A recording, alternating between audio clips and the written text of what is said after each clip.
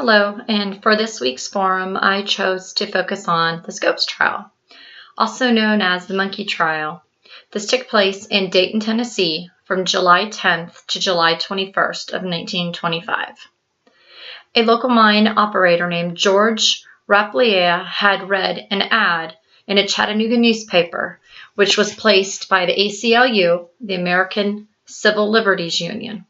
The ACLU had a goal of either overthrowing or making bills unenforceable which prohibited the teaching of evolution by teachers in public schools, such as the Butler Act, which came out of Tennessee, and the ACLU was a very large opponent of that bill.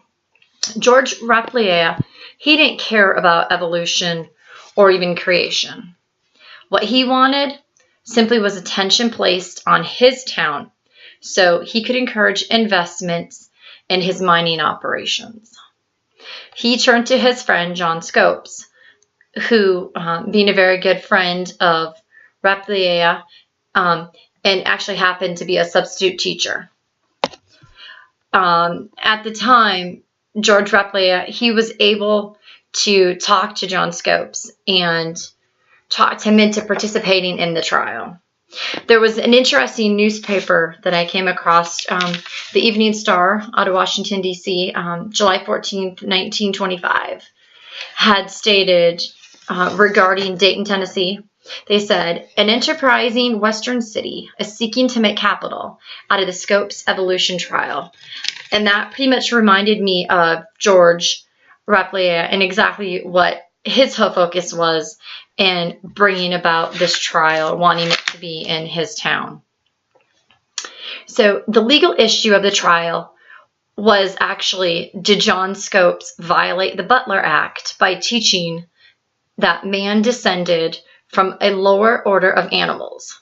The funny thing is, in fact, Mr. Scopes, he never even taught evolution. He was simply a substitute teacher who substituted for 2 weeks in a biology class. It was the actual textbook that the students used which covered evolution of man.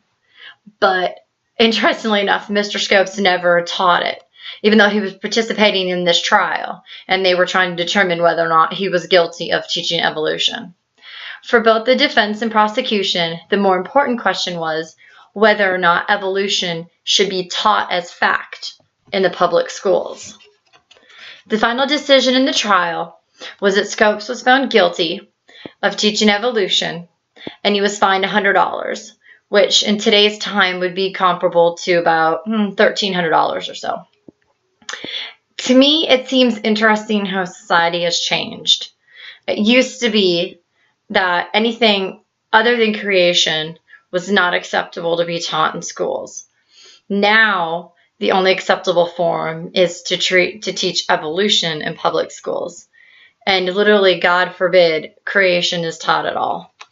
I thought this was an interesting trial. It was more of a circus monkey trial of their time. And I think it's an important trial that makes you look at evolution, makes you look at creation, and just makes you decide, what do you think is an important way for teachers to be teaching our children? For me, I went to Catholic school growing up, so I was taught creation. I never had even heard of the evolution theory until I got to public school in 3rd grade. Even though my children are taught evolution in school, my husband and I basically go over with them creation, and that's what the school teaches them, but, this is what really happened. So, anyways, I hope that you liked my video, and I hope that you have a beautiful day.